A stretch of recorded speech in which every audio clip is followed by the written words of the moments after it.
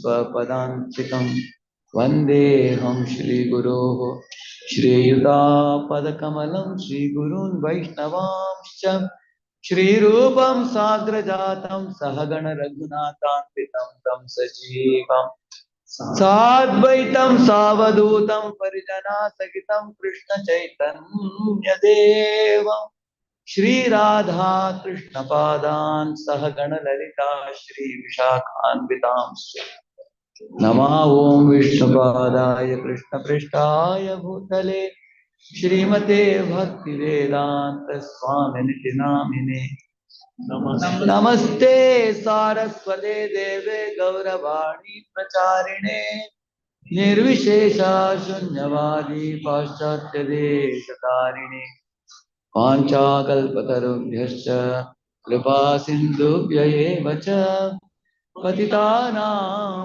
पावनेभ्यो वैष्णवेभ्यो नमो नमः। जय श्री कृष्ण चैतन्य प्रभु नित्यानंद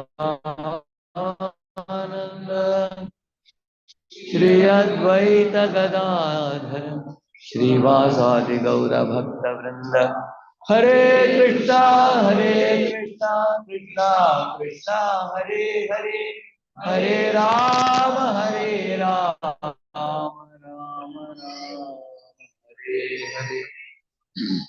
ओम नमो भगवते वासुदेवाय। ओम नमो भगवते वासुदेवाय।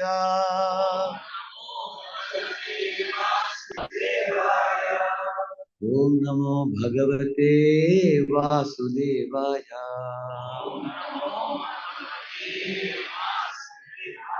नमस्कृत्य नरं चैव नरोत्तमं देवीं सरस्वतीं व्यासं ततो जयमुदीरयेत् नष्टप्रायेष्वभद्रेषु नित्यं भागवत सेवया भगवत्युत्तमश्लोके भक्तिर्भवति नैष्टिकी कृष्णाय वासुदेवाय देवकी नंदनाय च नंदगोपकुमाराय गोविंदाय नमो नमः। हरे Krishna. So I'm coming to this Farmington Hills temple for the first time. I know about Devote Prabhu when he was in Malaysia as a student, then doing job. Since those early days, once when he came to India, I met him. There was one Gaur Govind Prabhu in those days in Malaysia, and he was preaching, and he had 5 very good boys, and he used to say that amongst the best of them was Yugalakishore Prabhu. He would always tell me about him, and one yatra time I met him, and after that, later on I saw in Chaupadi temple many times, and Kirtan he'll be swinging like a top, so fastly, like a firebrand. And His Holiness Raghunath Maharaj sent him to America here. He has traveled to many places, he has given many programs and cultivated many congregations, and assisted in ISKCON America and last several years. Very steadily, sincerely practicing and progressing. And he was in Detroit temple, and now the Detroit project has expanded now here to Farmington Hills. And very happy to see this place. I've only heard about the glories of this place. First time I'm coming here. And His Grace Jagadguru Prabhu used to come to Pune because his sister Nityatapta Mataji stays in Pune. So many years ago when he came, he was very appreciative of our student books. So he used to take a collection of those books when he would return to America. And he has been always very encouraging our devotees in Pune. So very happy to meet Prabhuji. I was thinking I'm in Farmington, so close to Detroit. I was wondering whether I'll get to meet Jagadguru Prabhu. He's in station. I was just asking in the afternoon. Nice to meet you.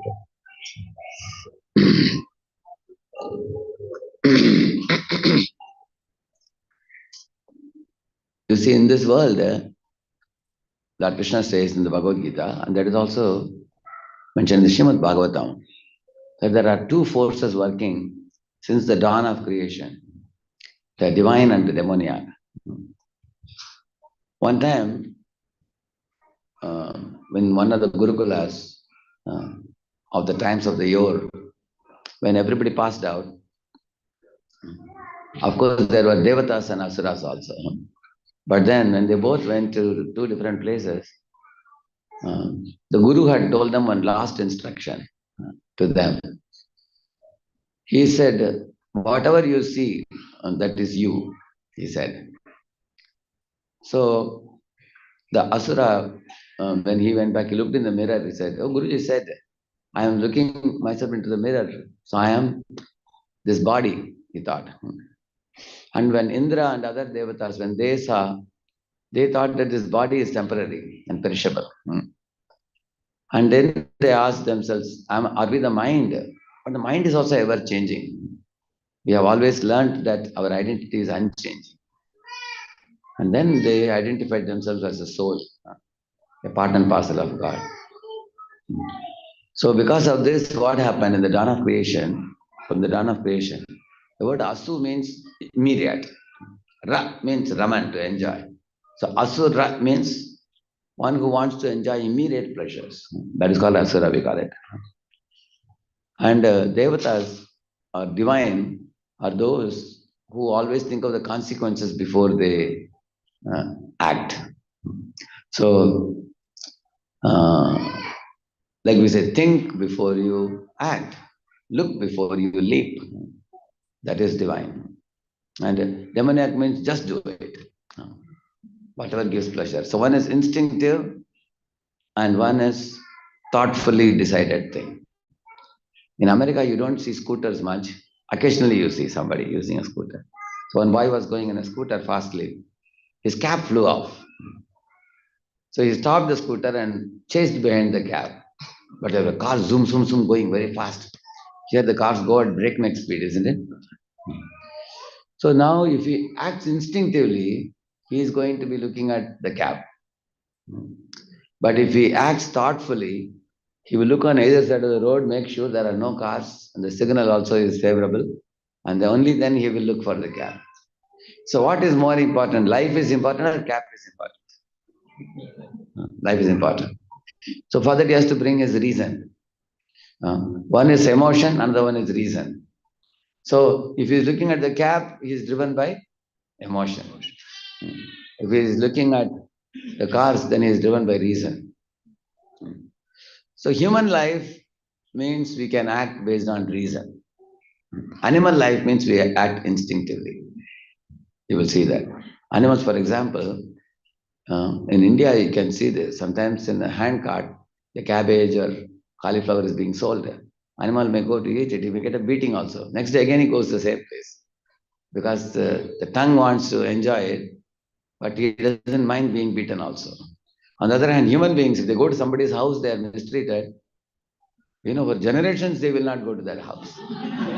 In fact, they will tell their grandson, they will tell, hey, don't go to their house. Our Dadaji was insulted by their Dadaji. Something like that they will say. So you can see that how much man is different from the animals, you can see that.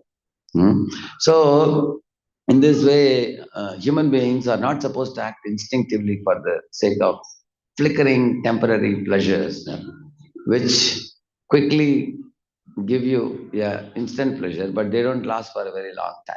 Yeah. So one can think whether it is worth pursuing this or not. Or what should I? Is it what is going to be the consequence? One can think. See, there are two modes you all know: passion and goodness. In passion, you see, we act instinctively.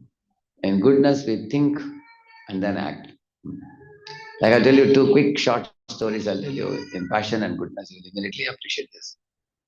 Once a fellow, he boarded the back of a horse, and when he went to forest, his dog also came running along. And he enjoyed the excursion in the forest, and then he sat under a tree, ate his lunch, and then he boarded his horse to leave home. But then the dog wouldn't let him go. It would just keep barking, going back and forth. And he was wondering why my dog is barking like this. Maybe he has gone berserk. It's no good. He thought he just took his gun, shot the dog, and then he returned. But after 10 miles distance, he realized his wallet was missing. So he returned to the forest again. And then, sure enough, under the tree, he found the wallet. He opened the wallet and saw all the money was safe. And the dog was touching the wallet and had passed away, bleeding in the mouth. So the man, after picking up the wallet, he sprinkled water on the dog and tried to revive its life. Is it possible? No, it was too late. It was too late. Then he cried out in lamentation. So passionate activities are hastily done and then regretted later. That is passion. But goodness is just the opposite. One time, Newton went for a stroll in the evening time. Our Sir Isaac Newton, scientist. When he returned back after an hour, he saw his Tommy, his dog, had toppled the candle, and 5 years of research papers were burnt to ashes. And Newton cried out. He looked at the dog was innocent or ignorant. He didn't know. So he looked at the dog and said, "You, Tommy, what a foolish act you have done. I did so much hard work making all these papers. I don't have any other record." And he said, "Even if I shoot you, my papers are not going to come back. What can I say to you? I just have to forgive you, that's all." So this is goodness. Goodness means you think before you speak, or look before you leap. When you're going on the road, you have to look at the road ahead, isn't it? If a manhole is open, for example, if you are looking at the sky and walking, you will fall into the manhole. And then you see, oh, now I am in manhole. So should you first fall into the hole and then see, or see and then go by the side? Isn't it? So that's called as vision first, action next. What first? Vision first. So we have to keep our eyes open and see, and then that is actually goodness. Therefore, it is said the broken glass or spilt milk or spared arrow, spoken words cannot be taken back. It is said all these things like broken glass or spilt milk, we cannot take it back. So therefore, so I told you two examples of the dog story I told you just now. One was executed in passion, one was done in goodness. So goodness is a higher nature, passion and ignorance are lower natures.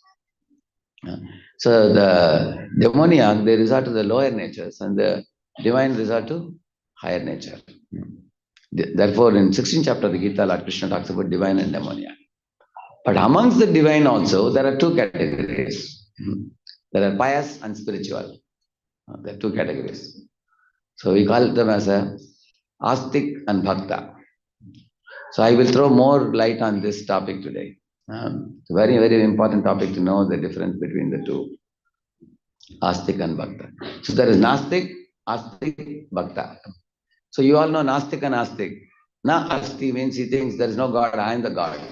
I am the center of the whole universe. Everything revolves around me and everyone should be at my beck and call. Demons think like that. So that is nastik. And astik means we understand God is the center. So we understand God is great, I am small, we understand that. That's astik. But there's a difference between astik and bhakta also. So before I explain the difference between the two, I will tell you a story, you hear attentively, at the end of which I will ask a question to you. It's a short story, but if you're attentive, you will be able to capture the answer. Once upon a time, a queen, along with her friends, went to a pond to take a bath and play in the waters. So she removed all her, earrings and nose ring and bangles and necklace, everything she kept in the bank of the pond. And then they all entered the water. They were splashing water and playing, joking, laughing in the waters for an hour. So when they came back, when she was putting back her ornaments, she found the necklace was missing. And she was shocked. She told her friend, she cried. And then she went to the king. King said, "Why do you cry for this? I can get another one for you. Forget about that." But she said, "I want only that necklace because that was given by one of my best friends. She will ask me, where is the one which I gave you? And I'm so unhappy that I have lost it." And the king said, "Don't worry. We will arrange for announcement to be made." And the announcement was made all over the country. Anyone who can get that necklace, of the queen will get, they will get $1 million. The cost of the necklace was 1 million. And they will get equal amount as a gift if they bring the necklace. So everybody was running here and there and searching because they thought in one shot you will get $1 million. They were very happy about that. So they were all searching. Meanwhile, there was one sage walking on the frontiers of that village. It was actually a place where there was a sandy road. On either side there were large trees. And there was a big lake also on the side. So morning he found one man around in that area. Then sage was coming in the evening. Again he found the man hanging around in the same area. So the sage asked this fellow, "Hey, I am seeing you all day here. In this area there is no one. What are you doing since morning to evening in this place? Are you doing some meditation or something? Sitting under a tree. It's a very green area and a large lake. What are you doing here?" The man appeared to be hesitant to say, but by looking at his face, the sage understood something fishy he is trying to hide. He told him, don't feel bad. What is happening with you? Tell me. The fellow said, "Sage, you have to promise me one thing. I am going to show you something which I am striving for. But you should not ask any share when I get that gift." Sage asked, "What is the gift?" He said, "I am going to get $1 million, but you should not ask a single penny from that. If you promise me, then I will show you something," he said. And the sage said, "Okay, tell me. I don't want anything." Then the man showed, "See, since morning to evening, I am putting my hand in this water and I am seeing the necklace. When I am picking up, only stone comes in my hand. Pebbles are coming, stones are coming. But when I am sitting in the bank of the pond, when I see that necklace is shining, when the sunlight falls in the water, I can clearly see necklace is right here. And I'm not able to get it. So can you please help me reach that? Get me." The sage laughed and said, "What is so great about it?" In one moment, the sage gave him the necklace he could give him. That you all have to say how he could give him. That is the question. If anybody knows, can raise hands. Oh, there are many hands up. Okay, those who are not chanting 16 rounds, only they will get a chance. Anybody, anybody not chanting 16 rounds knows the answer? There is one hand up, yeah. Yes? What's your name? Uh-huh. Mohan. Okay, Mohan, what's your answer? It's in the tree. Give an applause.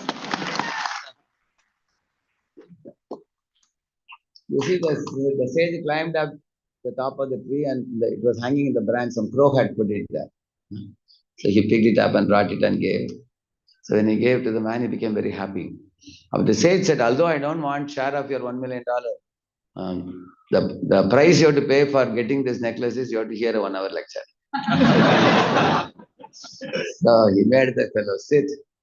And then what did the sage tell him? That's a very important thing. The sage told him, in the 15th chapter of the Gita, Lord Krishna says, "Urdhamulam adaha shakham ashwattam prahuravyayam chandhamsi yasya parnani yastam veda saveda ved." Now, what is the meaning of this verse? Roots are upwards, branches are downwards. That is saying. There is a tree whose roots are up and branches are down. Where do you see such a tree? Only in reflection. If a tree is standing in the bank of a river, you see the tree upside down in the reflection. Like there's a mango tree in which there is real mango, but when the same tree is upside down in the water, you see reflection mango. But what is the difference? The reflection mango appears like a mango, but it cannot give you satisfaction. It will always escape your hands. Even if you dive into the water, you will only hit your head in the ground, but you won't get the mango. If you really want the mango, you have to come out of the water, climb up the tree and get the real mango. There you will get. So this example that Krishna gives in the 15th chapter. And then Krishna says that the real tree, original tree is Supreme Lord himself who has expanded as a spiritual world. There is a series of verses in the Shruti mantras. Vedahametam purusham mahantam Adityavarnam tamasah parastat tam eva vidvan adivrityumeti nanja pantha vidyate ayanaya. In this verse he says, I know there is one Supreme Purushottama, Supreme Lord. And he says his body is glowing like millions of suns. He has a shining body, Aditya Varna. And he lives beyond the darkness of the material existence. Like Tamasoma, Jyotirgamaya, we say. He lives in the spiritual realm. And then he's saying, Tam eva vidvan adimrityameti, by knowing him only, we all can transcend death. Na anyapanta, there is no other way, he says. That this is like the only way to go back to the spiritual plane. And then he's saying, Tam Ishwaranam Paramam Maheshwaram Tam Daivatanam Paramam Cha Daivatam Patim Patinam Paramam Parastat Vidama Devam Bhuvaneshwamidhyam. There are 33 crore devatas, but he is the supreme devata. Like, for example, there are many chief ministers, but there is only one prime minister. Therefore, he says, Tam Daivatanam Paramam Cha Daivatam Tam Ishwaranam Paramam Maheshwaram. He says, in this world, everybody is Ishwara to some degree. Say, for example, in your house, some ants are moving in the corner. They have a leader also. And the leader ant tells them, all of you go in a line and go to that room. There's a sugar sack there. Take some sugar and bring it and put it in the hole. And he's a supervisor. And while they are supervising, you bring the hose pipe and throw the water. All the ants along with the leader ant, everybody is carried away by the water. Correct, no? So Ishwaratva is finished. So because you are a better Ishwar than the Chinti, ant Ishwar, isn't it? Now you will see that when the Devatas put a tsunami in Marina Beach, even all the 3.8 lakh human beings, they were washed away. So because Devatas are bigger Ishwar than human beings, isn't it? Now the Devatas may be very powerful, but even Devatas become powerless when there is a pralaya in the entire universe. Is it not true? Therefore, Lord Krishna is Tam Ishwaranam Paramam Maheshwaram. He is the supreme Ishwara amongst all Ishwaras. Tam Devatanam Paramam Cha Devatam. Patim Patinam, leader of all leaders, he is saying. And then he says, Yasmat Param Na Paramasti Kinchit. Tasman Naniyo Yosti Kinchit Vrikshaiva Stabdo Dividishtatyekas Purnam Purushena Sarvam. See, this Purushottama is a Purnam Purushottama, he's saying. Who is Purna Purushottam? Maryada Purushottam, who is it? Ram. Purna Purushottam is Krishna. So it says the Purna Purushottam is the actual Vriksha. Vriksha Jiva Stabdo Dividishtati Ekas. He says, the original tree of the spiritual world is Lord Krishna himself, from whom the spiritual world is expanded. So when you go there, and he is the Rasa Vigraha or Akhila Rasamrita Murti. He is like the Bhandara of Rasas. What is the Rasa? See, the Rasa, Prabhupada has explained it nicely in Nectar of Devotion. It's actually the feelings that arise in your mind when you exchange love with somebody.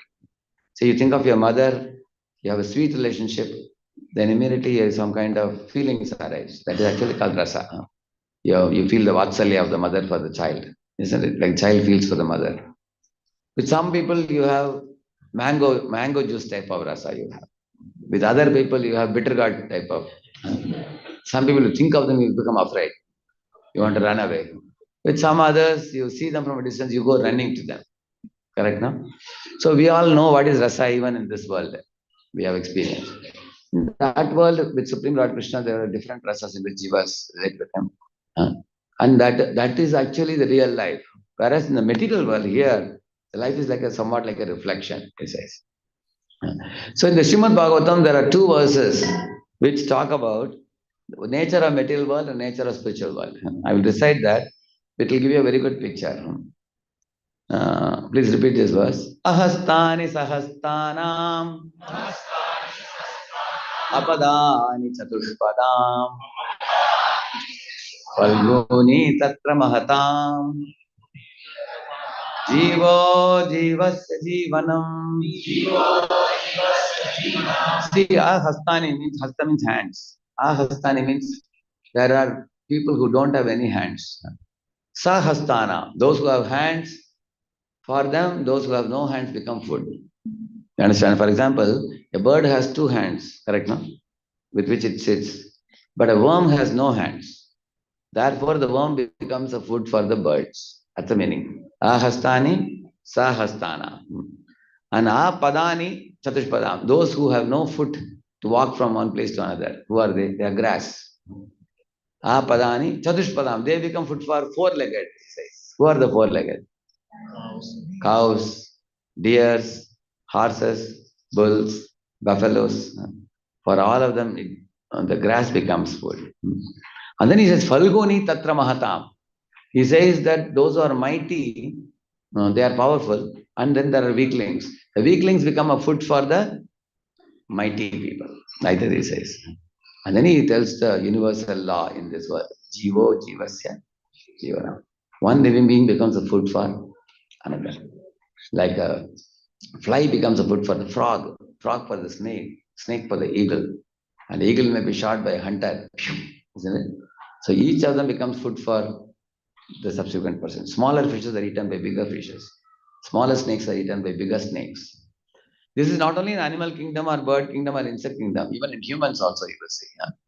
Like you can see our Russia is controlling Ukraine. Ukraine is a smaller place.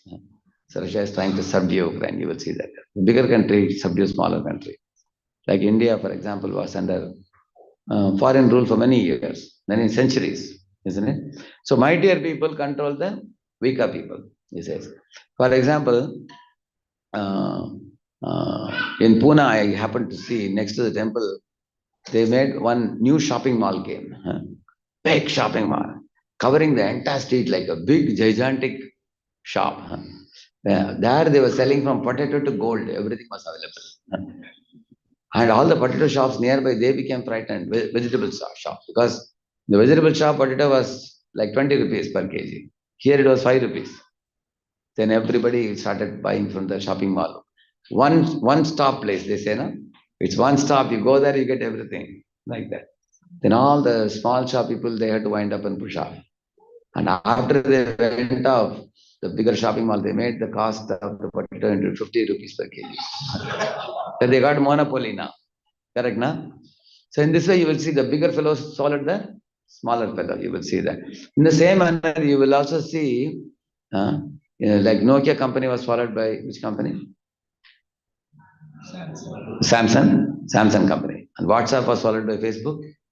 Correct, no? You will see the small companies are swallowed by bigger companies. You will see that. So this is the law of the material world. You will see. Similarly, a very intelligent boy comes and sits for the interview. Then a little less intelligent boy loses his job. Correct, no? So that's the principle of this material world. So because of this Jivo Jivasya Jivanam principle, there is always anxiety in this world. People who are in jobs, they are afraid that they may be laid off. There's a fear. Boys who are studying in a college, they don't have any job. Interviews are not yet coming. So they are afraid that I'm not getting job. Those who have jobs are afraid that I will laid off from the job. See the strange world it is, how it is. And the people who are employers, they are afraid that they may not get customers. And they may not be able to multiply the money. They have anxiety. We are living in this world which is called Kunta. Kunta means place of anxiety. And that world is called Vaikunta, place of no anxiety. Akunta Vikunta Dishnayam. Uddhava Gita, Uddhava says that. So, in this world you will see there is anxiety at every step. Padam Padam, Jati Padam, as it is said. Like for example, a newborn child, you will see a small tender baby. Prabhupada says when the baby cries, kwa, kwa, kwa. But nobody knows why the baby cries. Actually, the baby is finding the cloth little irritable. It's not comfortable, it's itching. She wants to tell the mother that, put me in another cloth. But the mother is asking, why are you crying? Why are you crying? He just keeps on going, walk, walk, but she never lifts it off from the cloth. But that fellow cannot come out of the cloth on his own also. Correct? No? So, as soon as the child is born, what is the first thing he does? Supposed to cry. If he doesn't cry, doctors give a slap also. No, you know that? Supposed to cry. Material world life starts with a cry. And after that, the child grows a little bit and can express itself. Then he can be in the lap of the mother. But then when the child is growing, there is always anxiety, because the child may touch fire, child may touch the knife, take the knife. When child is growing, I also want to cut sabji, but cut his finger, isn't it? The parents have to always keep on guard. There is anxiety for the parents. You will see that. And then child grows up, like when I became a 5-year-old boy. One day my mom put on a uniform and was preparing me with shoes and socks and everything. I was wondering, where are you taking me? She handed me over to one khaki dressed fellow, with a big mustache. And he was the conductor of the bus. He picked me and put me inside and closed the door. I loudly cried. I saw. So I was wondering how my mother did this cruel thing to me. She sent me away from herself. All day I was crying in the school. When I came back in the evening, mom was there to receive me at the bus stop and took me home. I told her all the story about the school, what all happened in the school. I thought going to school means the entire lifetime only one day you have to go. That's what I thought. But next day also she dressed me the same way. I said, I think today also you're taking me to that fellow. She said, no, we are just going to park. She said, we will just go and sit in the park bench for a few minutes and come. It's very windy, very nice day. So she took me to park and from there she took me to bus. So why am I telling this to you? Despite your not wanting to go to school, the child has to go to school. Despite not wanting to be taken away from the lap of the mother, the child has to be separated from the mother to go to school. You can see that. So that is misery for the child. Later on, study becomes misery. You want to play all day long. Like in Pune, we have a school, but we are the model school. So I called some group of small kids. I asked these children, tell me in a week, how many days the school should be holiday? They said every day. They just keep playing all day. So child wants to play all day, but the parents want the child to study. So they want to study because they know that bright future is there when the child studies. But child want to play. So in this world, you will see misery means what? You get what you don't want. And you don't get what you want. That is called misery. That is the way the world is. Yasmat priya apriya viyoga samyoga janma. Shokagnina sakala yonishu dahyamanaha. Dukkaushadam tadapi dukkam atadvyaham. Bhuman brahmami vadame tavadasya yogam. Prahlad is saying. Very, very beautiful verse it is. Yasmat priya viyoga samyoga janma shokagnina sakala yonishu dahyamanaha. Dukkaushadam tadapi dukkam atadvyaham. Bhuman brahmami vadame tavadasya yogam. He's telling, we hate something and we are forcibly brought in contact with that. And then we want something that is forcibly separated from us. That's the way this world is. So he says in this world, like scientists thought that the horse carriages are very slow. Let us convert the horse carriages into horsepower motor car. They converted it. And the result is what? How many of you have gone in horse carriages before? You have experienced? Few, yeah. I have also been. They will spread the grasses and they'll put a goni in the top and very comfortable like this. And a horse also releases some stool, which is also organic, not a problem. But after they converted to horsepower, all the motor cars, they give out carbon monoxide. It has become poisonous, it is breaking the ozone layer. And so much pollution nowadays all over the world. So you made the motor car for making life more easier, but that more easier life is causing more trouble than before. Prahlad is saying like that. Solution to the problem becomes a greater problem, even more greater problem, isn't it? That's the point he's saying. So in this way, when the child grows, he has to go to school, he has to carry the books, he has to give exams. When I went to South India, one mother was telling, my son appears to be a little mental case. You please talk to him. You are preaching to youth. So I took the boy to another room and asked, what is the problem? Please tell me. He said, my mom wants me to get into IIT. One of the IITs at any cost. She's telling me, don't sleep whole night. I will keep making coffee tea for you. And then son asked, when can I sleep? She said, after getting into IIT, you can sleep. So I said, I heard you have some problem. He said, my only problem is mom is a problem. So then I told the mother, he has no problem. He's a good boy. Don't apply so much pressure on him.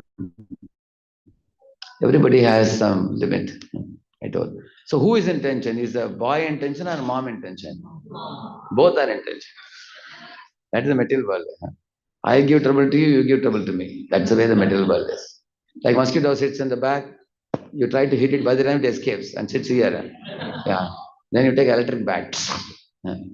So human beings are roasting mosquitoes and mosquitoes are sucking blood from humans. So who is giving trouble to whom?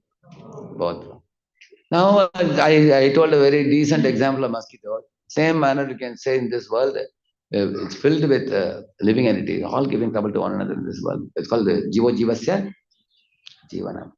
Jivo Jivasya Jivana means purpose says, I want to eat you, you want to eat me. That's the world it is. So therefore in this world, you will see that in the Nectar of Devotion, there is a word used by Rupa Goswami, Hlada Tapakari Mishra, he says. Meaning, in this world, pleasure is always mixed with pain. You can never get only pleasure in this world. That is this material world. Like for example, some item you eat, it's very delicious. Your mind says, eat little more. Correct now? Like one time in one of the Indian trains when I was traveling, I saw one big family. Everybody was buying samosas and eating. You know samosa? Yeah. It's very crispy and nicely stuffed with something inside. So they were eating. So the old man, seeing all his sons, daughters, everybody eating. So he also ended up eating 8 10 samosas. One by one, hot samosas he was buying and eating. Next day morning, my Lord, he was catching belly and screaming. Because while eating, when it is going inside, it is tasty. Afterwards, when it gets stuck in the belly, it is suffering. That means happiness and suffering are coming together in this world. Like when you beget, when a mother and father don't have any baby at all, they are lamenting that we don't have a baby. 5 years are over after marriage, we don't have a baby. But when a new baby comes, there's a big celebration, festival at home. We got a baby at our home, and they call all relatives and they celebrate festival. So they think, oh, now we have a son. They're very proud and happy. But then when the child grows to teenage and the child doesn't listen to parents, again they're unhappy. It began with happiness, eventually ended in unhappiness. You will see it's a mixture always. In the same manner, you will see before marriage, everybody is dreaming. They are thinking, oh, cuckoos are going and flowers are falling from heaven and everything. Later on, flowers don't fall from heaven, tears are falling. Isn't it? Cuckoos are not going, clouds are roaring. So you see, it started with pleasure, ended with pain. It's a mixture in this world. So how many of you, if you are given a chance, would you like to eat sweet rice with stone particles or sweet rice without any stone particles? For that, you have to go to spiritual world. In the material world, you will get happiness mixed with Sukh, there is Dukh. With Shita, there is Ushna. There is Din and Rat. There is Man and Apaman. There is Jai, Parajai, Labh, Alabh. These two always are there in this world together. When you lit up fire, there is also smoke in the chula. You will see that in the furnace. You don't want smoke. Fire serves smoke troubles. But you can't avoid the smoke when you're having a firewood. So now you understood the nature of material world. I will tell one shloka about the nature of spiritual world. You all can repeat. Yatra naisarga durvairaha saha sandrubhagadayaha mitrani iva ajitavasa dhrutaruttarshakadikam. This is Brahma's prayer in the 10th canto, 14th chapter. Brahma is telling, Yatra naisarga durvaira. Naturally, inimical creatures in this world are observable. Like, who is the enemy of rat? Cat. Who is the enemy of mongoose? Snake.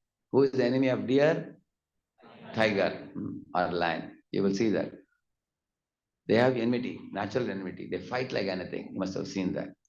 But naturally, inimical creatures in spiritual world, they give up their enmity, he says. Then what they do? Tiger and deer in the spiritual world, they drink water in Yamuna together. Because in spiritual world, tiger is also vegetarian. Tiger also drinks only milk only. He doesn't eat flesh. So deer has no fear. Deer can make friendship with tiger also. He says that Saha Asan. They are in the same platform. They live together like friends in the spiritual world. So that is spiritual world. And Drutarshaka Adikam is saying there is no hunger, there is no anger, there is no thirst in the spiritual world, he says. In the material world, our bodies are characterized by hunger, thirst, similarly old age. You will see our body as you eat food, your now amount of quantity of food increases 10 years, 20 years, 30 years, 40 years. Beyond 50, it reduces. You will see that. Plate become bigger and bigger or smaller when you get older and older. Become smaller. Similarly, your height also increases. Some of the sons are taller than their fathers also. You've seen that? Height increases when you are a young boy. Huh? But then when you cross 50, the body starts shrinking. Then it becomes shorter after that. You will see that. Strength also. When you are a baby, you have very less strength. But then you grow up, strength increases. When you become 60, 70, 80, strength. Similarly, teeth also.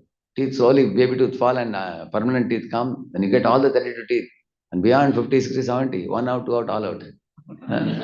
By the time somebody is 85, 90, that goes up.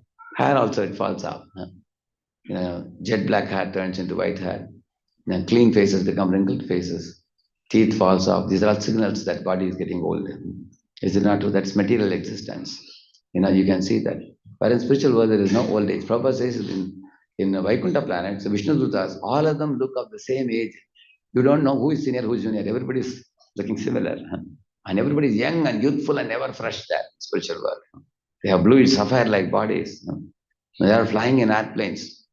In Vaikuntha, if you want airplane, you know what you have to do? You don't have to make aeronautics industry to assemble a plane. You just have to do namaskar, dandavat pranama, and say to Lord Vishnu, my dear, you have to bow down and say, my Lord, one plane, and then lift up your face and see that way a plane. You desire and you get it. That is said there in the third canto of 15th chapter. Yat sankulam haripadanati matra kristai vaiduryamadakata heva manjair vimanai yesham brihat katitata smita shobhi mukyah krishnatmana naraja adadurusmayadya. That was it is said. So, husbands and wives in the spiritual world are compared to clouds and lightning. Husbands are compared to clouds because they have bluish bodies, like bluish sapphire, and they have Shankh Chakra, Gada, Padma, Mukut, and Kunda. They look very effulgent, very beautiful, like clouds. And the wives are compared to lightning. They have fair bodies and they have spotless beauty. Every limb of their body is delicately formed, and you cannot find even one iota of any deficiency in their bodies. In this world, you find somebody from a distance looks very beautiful. When they come near, they squint eyes. You've seen that? Yeah. Or somebody has face very beautiful, but the body shape is very hefty or something. You will always find some deficiency in this world. But spiritual world, they are spotless, spotlessly beautiful. So, and they are flying in the planes. But most attractive, amazing thing spiritual world is the husband and wives, they are not attracted to each other, they are attracted to service of the Lord. This verse says that. Similarly, everybody is non-envious there. There is one example given there that the royal birds are all singing there, like the cuckoos. You heard the cuckoo, huh? Similarly, the peacocks. Like that they sing. Huh? And the parrot is a little difficult to copy. Huh? And so all of them, they sing very sweetly. Paravadanavrtasarasa chakravakadatyugaham shashukatitiribarginam ya kolahalo viramate chiramatra muchair bringadipe harikatam ivagayamane. He says that they are all kolahalo, they are all making sweet sounds in the spiritual world. At that time, one bumblebee comes from Lord Narayana's garland, making sound like that. And all these birds, kolahalo viramate, they completely become quiet. That's a lull, it is said. Why? Because now they want to hear the glorification of Lord from the mouth of bumblebee. Although bumblebee is not a great singer.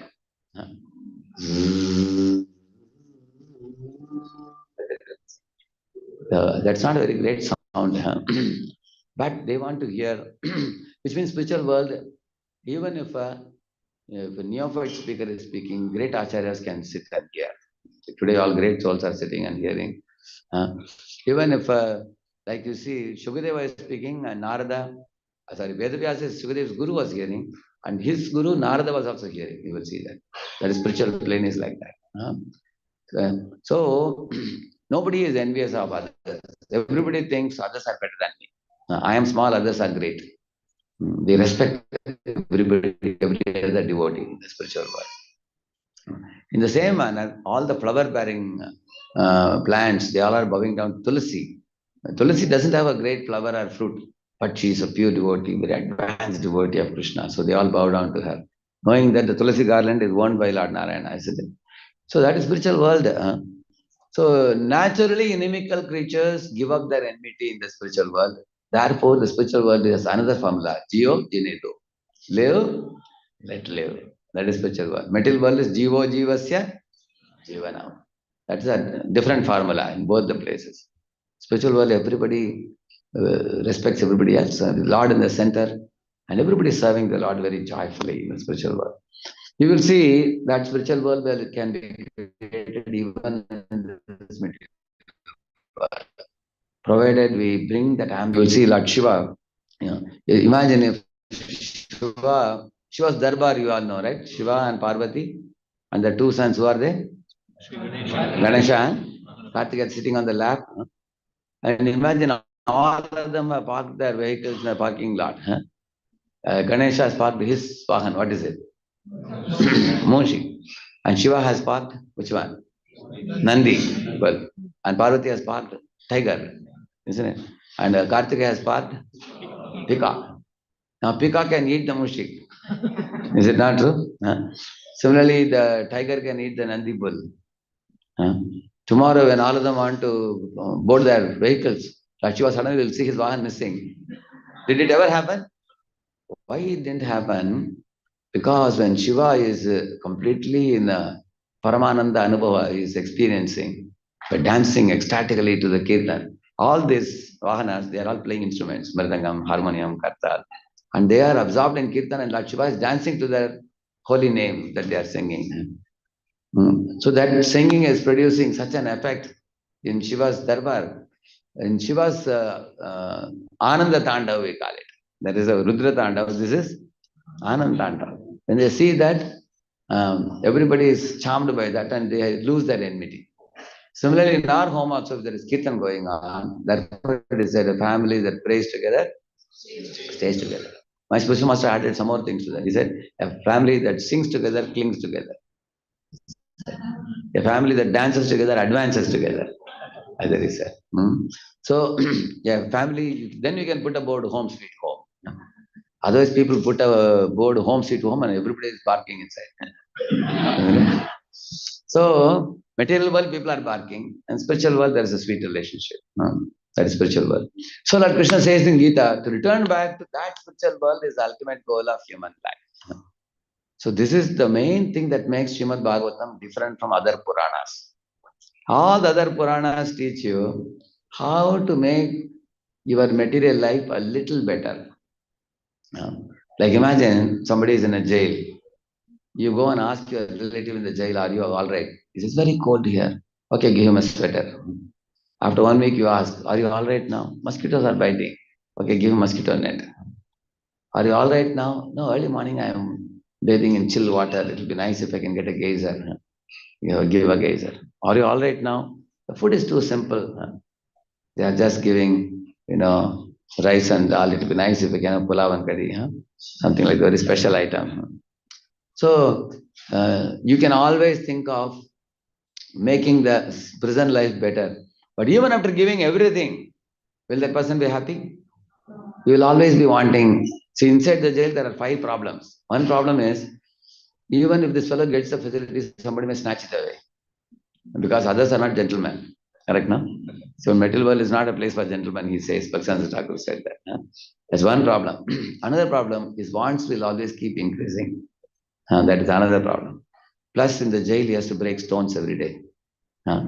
There's a punishment also. In the material world, nobody on a rainy day or a chill day want to go to office, but one has to go. Children don't want to go to school, they have to go. So there is a breaking stone is like that. Similarly, in a jail, you are away from the near and dear ones. Similarly, Krishna is our most dear one. We are away from him in the material world. So therefore, we have to get out of this jail and go back to Godhead. So all the Puranas tell you how to make life little better. Whereas Bhagavatam tells you how to quit the material world and go back to Godhead. This is one thing that makes Srimad Bhagavatam totally different Purana from all other Puranas. Now coming back to the last point about the pious and spiritual. Pious people are those who appear to be spiritual. They also wear chandan, kumkum. They also go to temples of various devatas. They go, they bow down. They are good people. They are God-fearing people. All that is good. But their goal is to use God for gaining some material benefits. You go to different temples and say, they bring a long list to God. My dear God, please, these are the things. Please take care. Please make sure. One day in our Pune temple, little girls had come, second standard girls, all wearing their uniforms. And these little children, they were folding palm and praying so fervently. I was amazed. I immediately went and brought the cookies and gave them all one cookie and gave them a temple card of Radha Navachandra. And I asked them, how did you all become such wonderful devotees? You come to our temple, do you come regularly? And they looked at me and said, Uncle, don't you know today we have examination today? So then I understood, now I understand why you are in the temple now. So everybody has an agenda when they come to the Lord. So going to lot of material benefits is a common thing that pious people do. So that means they are more or less centered around themselves only. On the other hand, who is a devotee of the Lord? Devotee is asking, who is Krishna's mother? Who is Krishna's father? Who is Krishna's supreme devotee? Who are Krishna's friends? Which is the river Krishna likes to play in? Which are the animals Krishna loves, is very fond of? Which is the mountain in which Krishna and his friends play? So these are the subject matter for devotees. The more you absorb your mind in these things, you are not absorbed in yourself. You are absorbed in Krishna and his paraphernalia. Therefore, you go from Guloka to Goloka. Very easily we can go by absorbing our mind in these things. Whereas Karmi Jnani Yogi, if you see, Karmis want to enjoy this world. Jnanis want to get relief from this suffering. And yogis want to get siddhis and show off. All the three fellows, the reference point is themselves only. I want to get siddhis and show off. Karmi says, I want to enjoy. Jnani says, I want to be free from suffering. So what is the reference point? I. Whereas you ask a devotee, what do you want? I want, the devotee says, what will please Krishna? What will please Guru? So they are thinking about Tat Sukhi Sukhitvam. They get Sukha in Krishna's Sukha. They get Dukkha in Krishna's Dukkha. So this is the main thing that makes a devotee different. And what is the goal of a devotee? To go back home, back to Godhead and join the eternal service. And what is the goal of a pious person? A pious person's goal is, here, like there are many pious people in India also, they say that, while living, we should have abundant wealth. You heard this mantra pushpam? The mantra pushpam chant. They will say that Prajavan, you should have enough animals, you should have children, you should have field, you should have wealth, and you should have all the opulences with which you live very happily. Where? In this world only. You get blessings for making your material life a little better, either earthly or heavenly. But we keep rotating in the cycle of birth and death. Only in Prabhupada's books, it becomes crystal clear for us that even if you go to heaven, what is the use? 5, 4, 3, 2, 1, 0. Kshine punya martalokam vishanti. You're back to the earth.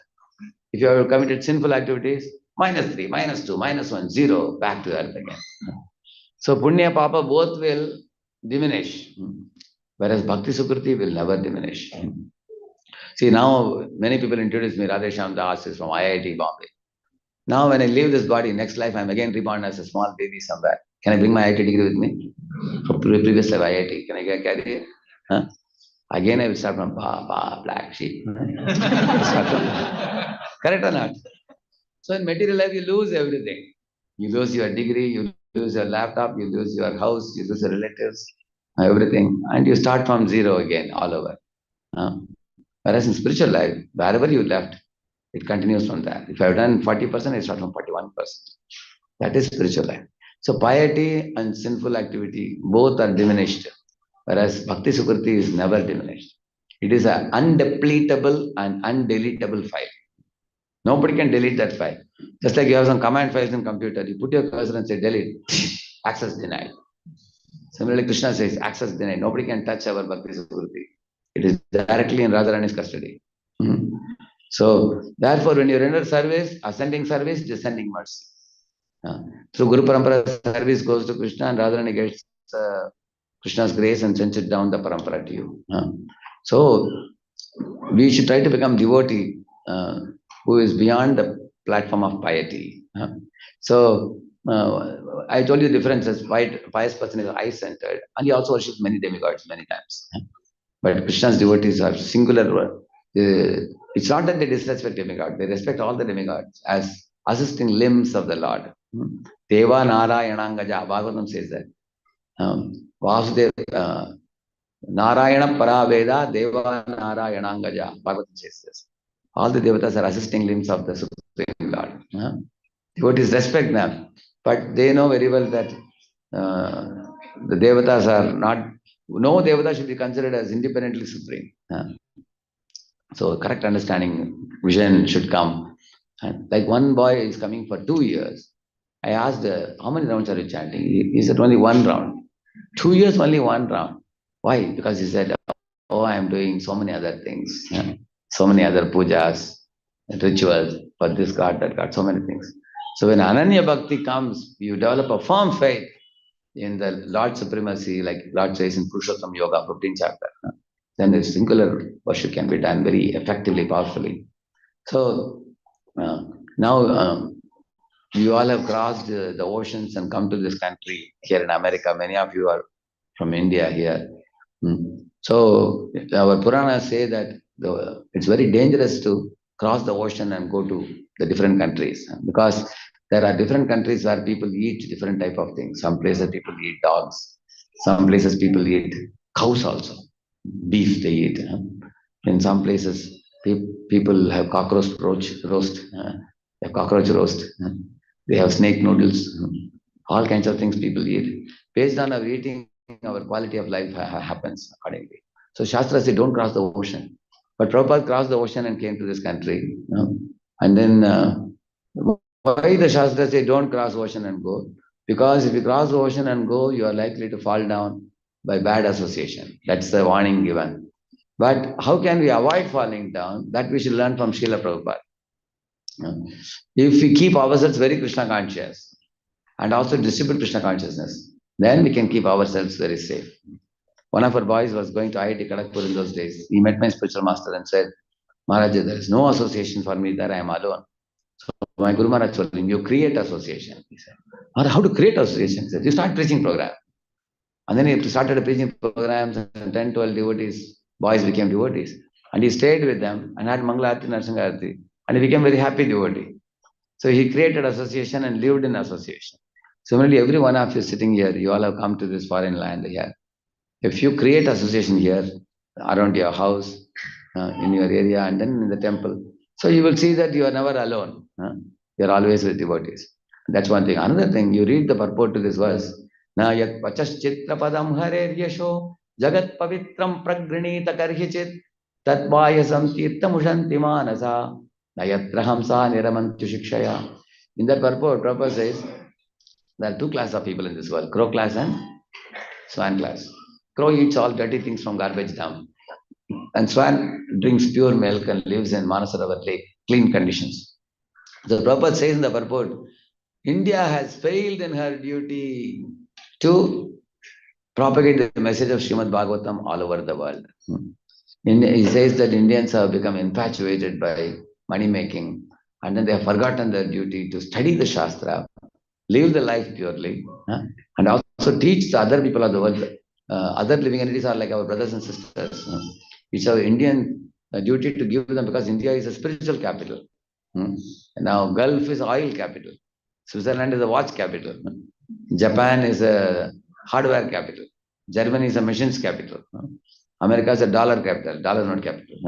It's capital for wealth. Every country has something highlight. Indian highlight is spirituality.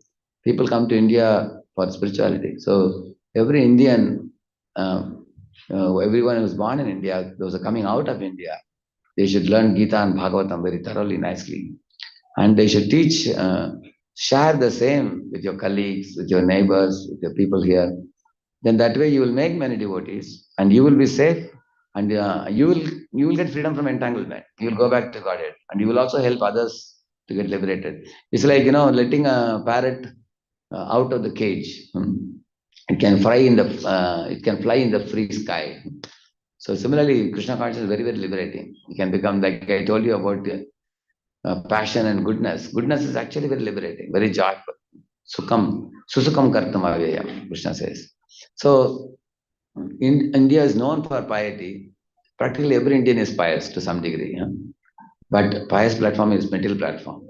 And devotee platform is spiritual platform. So we have to transcend the pious platform and come to the devotee platform, which many of you have already become devotees. You are chanting 16 rounds, following 4 regs. And in this situation, you are empowered already by your spiritual master who has given you Diksha to preach and reach out to people around you. In that also, you can make Indian devotees. But if you reach to the Americans, Prabhupada will be very happy. Prabhupada said, America is giving you dollar notes. What are you giving back? Prabhupada asked. Prabhupada said that it should be an exchange program. This country is providing you a platform to live. This country is providing you nice jobs, nice education, a nice lavish lifestyle. So you're accepting it from them. So you should be grateful. How do you express your gratitude? By giving whatever special thing that you are carrying from India, which is spiritual knowledge. And that you should give. So Yugalakshya Prabhu and his team of devotees, they are working hard to reach out to many universities, many different places. So I am also traveling in the West. Since 2019, I started coming here on a special mandate, which GPC gave me. It's called as a GDO, Global Duty Officer. I come here I go to almost a dozen places in America, different places. And in all these places, going to university, my program is very simple. I can tell you what it is. Go to the university clubs, do one-time programs, and help the local preachers to take a group of students and train them in chanting, hearing, and the spiritual life weekly program. Eventually, we should bring them to 16 rounds, and then make units of youth hostels close to temple or inside the temple or near the temple, where by 2027 we want to have 25 to 30 students living near these 12 places. I'm starting with Boston, Brooklyn, Baltimore, Dallas, San Jose, Seattle, like that. And then I'm also going to Columbus and Pittsburgh, these kind of places. So why do we want these 25, 30 devotees? These devotees are not only committed, 1600 devotees, they are also missionary spirited people. They not only want to practice themselves, they also want to reach out to other people who are suffering souls, especially people who are born in America, and they are very innocent and very simple, and they are willing to listen. They are ready to get understanding of spirituality. So we have to share with them. So I'm hoping that once we have a platform in all these temples, there are people to receive them, give them prasad, sit with them, talk to them, give them affection and enlightenment. So with that basic background, because many temples are suffering in want of even manpower also nowadays. They don't have sufficient manpower for seva. Prabhupada has made so many temples. He has even made new dhams here. New Vrindavan, new Jagannath Puri, new Talavan. One man, you can imagine, old man at the age of 70, Prabhupada, I am one old man at 70, he did so much. All of you are young people and you have intelligence. Without intelligence, you would not have come so far here. You have intelligence, you have wealth, you have time, and it's not as bad as India. India, people come back from IT companies at 9 o'clock, 10 o'clock at night. Here, many people come back by evening 5. So my request to you, take out a little time, discuss with Yugalakshya Prabhu, and also how you can help with the outreach. So 2 main focuses I'm doing. One is reaching out Prabhupada's books, another one is preaching and making devotees. So we are making both boys and girls. The girls are cultivated by women, boys are cultivated by men. From the beginning, they both attend together, but eventually, in the long run, we are cultivating girls through women and boys through men, so that the culture and the character and the purity, everything can be maintained in the long run. Girls also will have centers where they will all stay together, and boys will have their own center; they will stay together, and they'll come to temple. And eventually, we are hoping that millions of books will go the way that Prabhupada started this movement booming, expanding to thousands of devotees. In India, it's happening in a very big way. India alone, there are 10,000 youths chanting 16 rounds in India. And there are more than 800 youth preachers in India. So those 800 are taking care of the people. Because how I know this, recently we have made one IIYC, ISKCON India Youth Convention. There we have divided north, east, west, south. We did a thorough survey of all this number, total number we arrived at. Now we have very, very intensive planning and strategizing everything in India. India is booming now. But America actually requires, America, and already you have very good leaders, devotees like Jagadguru Prabhu, Yogalaksha Prabhu available. They have come to the point of putting up the temples, bringing deities and celebrating festivals. So they are giving us a platform. And if we work with them, then we can make many devotees. And the more you make locally born people into devotees, Prabhupada will be very pleased. That was Prabhupada's desire. Any place you go, Prabhupada did not want just Indians to practice and then neglect the local people. He would like to see, if one American becomes a serious Krishna devotee, Prabhupada will be very happy. Today I met our dear friend, what's his good name? Yeah, Thomas. Thomas. I heard Thomas is chanting 16 rounds. Give him an applause. So now, just like we have one Thomas here, like that, Prabhupada wanted thousands of devotees like that. So all of you assist in this mission. You will do a great service for yourself and for the world, and you will please Prabhupada very much. So thank you very much. I don't know whether I went too much beyond my time. I lost my track of the watch. I was saying, where is the watch here in your temple? Where is it? Acha, here. I have to. So whenever I give lecture to youth, I have told them to put two clocks, one for me to see and one for the audience to see. And also I used to tell them to make sure both are running at the same speed. So all of you may be looking at the watch, but I didn't look at the watch. I was looking at you. I'm sorry for the delay. Shri Prabhupada ki Jai. Thank you. Hare Krishna.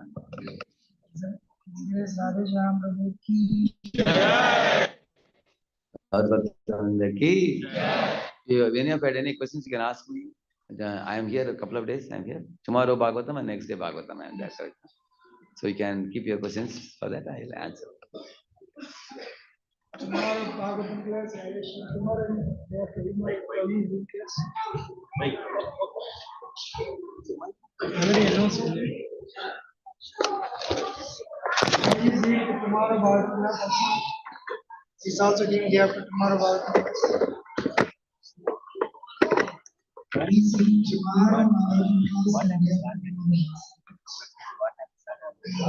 Tomorrow afternoon for youth, there's a special program. Youth includes boys and girls, not just boys and girls. So 12 to 2. So if you think you're easy to come, should be less than 20 years. He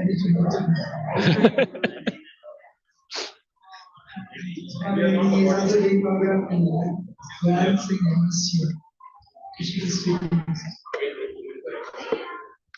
Engagement means they are industry student.